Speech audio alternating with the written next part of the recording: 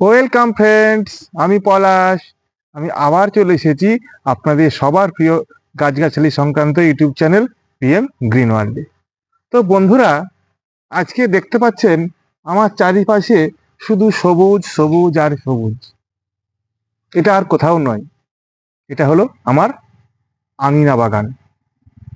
আমার আঙিনা বাগানে আমি সারা বছর ধরে বিভিন্ন রকম সবজি চাষ করে থাকি।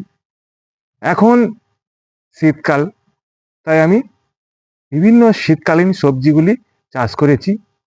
তো আপনাদের অনেকের রিকোয়েস্ট ছিল যে আমি ছাদ বাগান ছাড়া অন্যান্য কোনো সবজি বা অন্যান্য কোনো গাছের চাষ করি কিনা, আর সেটা দেখাতেই আমি কিন্তু আজকে আপনাদের সামনে হাজির হয়েছি। তো বন্ধুরা, এই যে আঙিনা বাগানে আমার কিন্তু শুধু সবজি চাষ হয় না। প্রথমেই বলি, দেখুন, এই যে আমার আঙিনা বাগানে রয়েছে ড্রাগনের ফুল। এখানে দেখতে পাচ্ছেন, ওই দিকেও দেখতে পাচ্ছেন।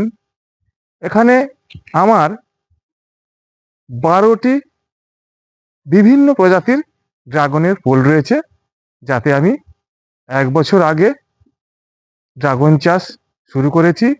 এই দুটো ফুল প্রায় 2 বছর বয়স, আর 10টা ফুল 1 বছর। তো আমি পূর্বেই আপনাদের ড্রাগন গাছের ভিডিওতে বলেছিলাম যে আমি পোল মেথডে কেন ড্রাগন চাষ পছন্দ করি। সেখানে আমি বলেছিলাম যে পোল মেথডে আমি যদি ড্রাগন চাষ করি, তাহলে কিন্তু আমার জমি নষ্ট হবে না বা জমি ব্লক হয়ে পড়ে থাকবে না। বিভিন্ন সিজনে আমি বিভিন্ন রকম সবজি সেখানে চাষ করে খেতে পারবো। কারণ ট্যালি সিস্টেমে যদি আমি ড্রাগন চাষ করি, তাহলে কিন্তু গাছের সংখ্যা অনেক বেশি হবে। মাঠে বা আমার বাগানে রোদ্দুর ঠিক মতো লাগবে না। সেই জন্যই আমি পোল মেথডে ড্রাগন চাষ করেছি। তো কি কি চাষ আমি করেছি এবং সেগুলি কিভাবে পরিচর্যা করছি বা করেছি, সেটি আপনাদেরকে আজকে শেয়ার করি।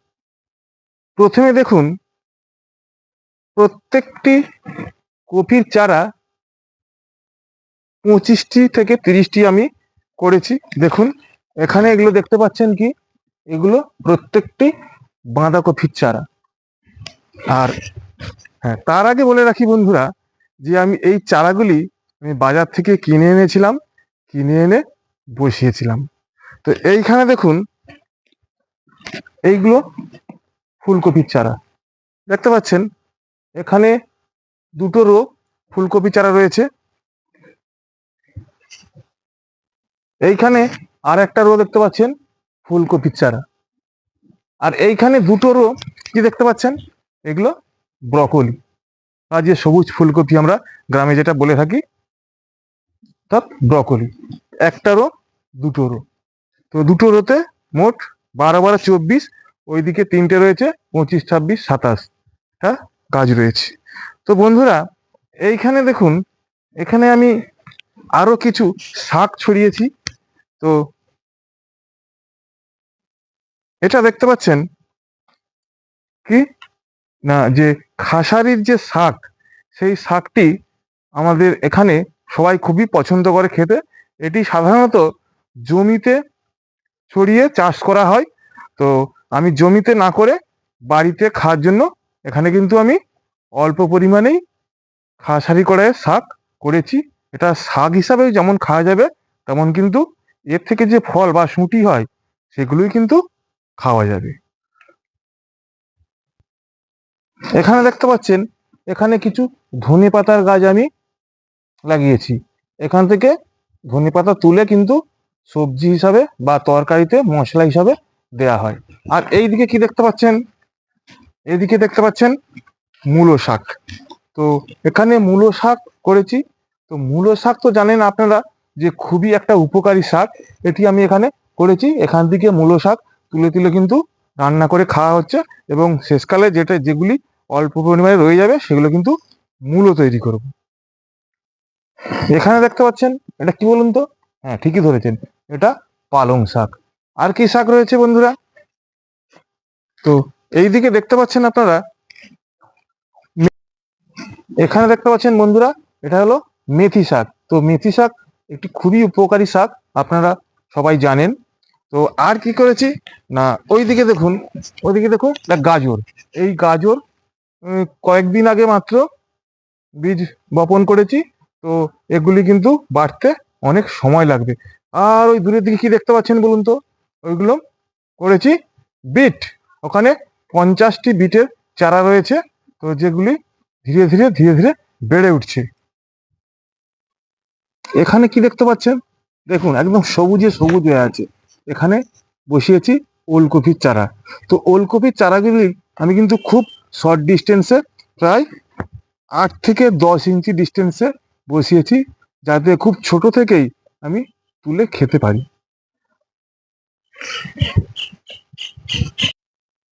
এখানে দেখতে পাচ্ছেন কি, টমাটোর চারা। আমি এখানে বেশ কয়েকটি টমেটোর চারা বসিয়েছি। তো অলরেডি এতে ফুলও আসতে কিন্তু শুরু করেছে। দেখতে পাচ্ছেন, এখানে ফুল, এখানে ফুল, এইখানে ফুল অলরেডি আসতে শুরু করেছে। এই চারার বয়স কিন্তু খুব বেশি নয়, 1 মাসের মধ্যেই।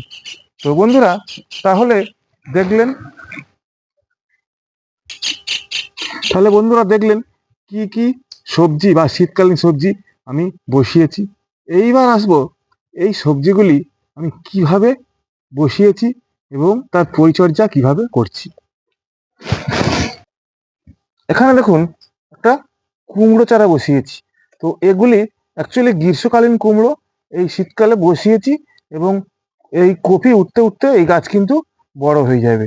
তো আমি গত মরশুমে বা গত গ্রীষ্মের সিজনে আমি কিন্তু এই বাগানেই প্রায় 1.5 কুইন্টালের ওপর কুমড়ো উৎপাদন করেছি, এবং সম্পূর্ণটাই বাড়িতে খেয়েছি। এখনো পর্যন্ত প্রায় 25 থেকে 30 কিলো কুমড়ো রয়েছে, শুধুমাত্র বাড়িতে খাওয়ার জন্যই, এবং বন্ধু বান্ধব আত্মীয় স্বজনদের দেওয়ার জন্য। এইবার বলি, এই যে আমার যে সবজি চাষ বা বিশেষত এই যে কপি চারাগুলো কিভাবে আমি রোপণ করেছি এবং কিভাবে পরিচর্যা করছি, এবং এত সুন্দর কালারফুল কিভাবে আছে। কারণ অনেকেরই বাগান আপনারা যে দেখে থাকবেন, এত সুন্দর সবজির কালার কিন্তু আসে না, বিভিন্ন রকম রোগ চলে আসে চাষ চলাকালীন। তো সেটাই আপনাদেরকে বলবো। তো এই চারাগুলি আমি কিন্তু দুটোর অন্তর আমি দিয়েছি 12 থেকে 14 ইঞ্চি, এর বেশি ফাঁকা আমি করছি না, কারণ অল্প পরিসরে আমাকে বেশি পরিমাণে সবজি উৎপাদন করতে হবে। এই মাঠটি আমি বন্ধুরা তৈরি করেছিলাম, বা এই বাগানটি আমি তৈরি করেছিলাম, প্রথমে পুরো বাগান কুপিয়ে নিয়েছিলাম। তো কুপানোর পর তাতে আমি 1 বছরের পুরনো গোবর সার বেশ কিছু পরিমাণ ছড়িয়ে দিয়েছিলাম। তো তারপর কি করেছি, মাটিটাকে 5 থেকে 7 দিন বেশ ভালো করে শুকনো করে নিয়েছি। তারপর মাদা করে করে বাজার থেকে গাছ এনে বসিয়েছিলাম। তারপর ঠিক গাছ বসানোর 7 থেকে 8 দিন পরে গাছের গোড়ায় সর্ষের খোল পচা এবং ডিএপি পচিয়ে জলের সঙ্গে মিক্সড করে একদম পাতলা করে গাছের গোড়ায় দিয়েছিলাম। তার ঠিক আবার 5 থেকে 6 দিন পরে আবার একইভাবেই সর্ষের খোল পচা এবং ডিএপি পচা আমি কিন্তু গাছের গোড়ায় দিয়েছিলাম। 2বার প্রয়োগ করতেই বন্ধুরা এই গাছের কালার কিন্তু এত সুন্দর চলে এসেছে। তারপরে স্টেপ কি করেছি বন্ধুরা, তারপরে করেছি একদম ফাইনাল খাবার, অর্থাৎ ফুল বা গাছের ফলন আনার জন্য দিয়েছি এনপিকে 10-26-26, তার সঙ্গে সর্ষের খোলের গুঁড়ো, আর সঙ্গে লাল পটাশ এবং সিঙ্গেল সুপার ফসফেট মিক্সড করে গাছের গোড়ায় 1 থেকে 2 মুঠো পরিমাণের মধ্যে, 2 মুঠোর মধ্যে ছড়িয়ে দিয়ে কোদাল দিয়ে কি করেছি, এইভাবে নালা করে দিয়েছি। এই নালা পদ্ধতির অ্যাকচুয়ালি বন্ধুরা অ্যাডভান্টেজটা কি না, নালা পদ্ধতির অ্যাডভান্টেজ কিন্তু হলো এতে জলসেচ খুব সুন্দর করা যায়। অর্থাৎ জলসেচ ঠিকভাবে যদি আপনারা না করতে পারেন, সবজি বাগানে, তাহলে কিন্তু সবজি এত সুন্দর হবে না। আর বন্ধুরা, এটা কিন্তু মনে রাখতে হবে, শুধুমাত্র জলসেচ ঠিকভাবে করলে কিন্তু চলবে না। জলসেচ করার পর এই বাগানটিতে আপনাকে কিন্তু 8 থেকে 10 দিন ফেলে রাখতে হবে। সবসময় ভিজে ভিজে ভাব রাখা চলবে না। কিছুটা শুকনো শুকনো ভাব হলে তারপরে আপনারা কিন্তু আবার এতে জলসেচ করতে পারেন। যদি সবসময় ভিজে ভিজে ভাব রাখেন, তাহলে বন্ধুরা পাতায় বিভিন্ন রকমের ফাঙ্গাস বা অন্যান্য পোকামাকড়ের আক্রমণ হয়ে যেতে পারে। তাহলে বন্ধুরা, তাহলে দেখলেন আমার এই ড্রাগন বাগানে সবজি খেতে আমি কিভাবে শীতকালীন বিভিন্ন ধরনের সবজি আমি ফলিয়েছি। ভিডিওটিকে কিন্তু বন্ধুরা আর বেশি দীর্ঘায়িত করব না। আপনারাও নিশ্চয়ই আপনাদের স্বল্প পরিসরে বা বৃহৎ পরিসরে এইভাবে সবজি চাষ করে থাকেন বা করেছেন। যদি আমার ভিডিওটি ভালো লেগে থাকে, অবশ্যই করে লাইক করবেন, এবং যারা যারা আমার চ্যানেলটি ইতিমধ্যেই সাবস্ক্রাইব করে রেখেছেন তাদেরকে অশেষ অশেষ ধন্যবাদ, এবং যারা যারা সাবস্ক্রাইব এখনো পর্যন্ত করেননি, কাইন্ডলি তারা সাবস্ক্রাইব করে আমার পাশে থাকবেন। নমস্কার।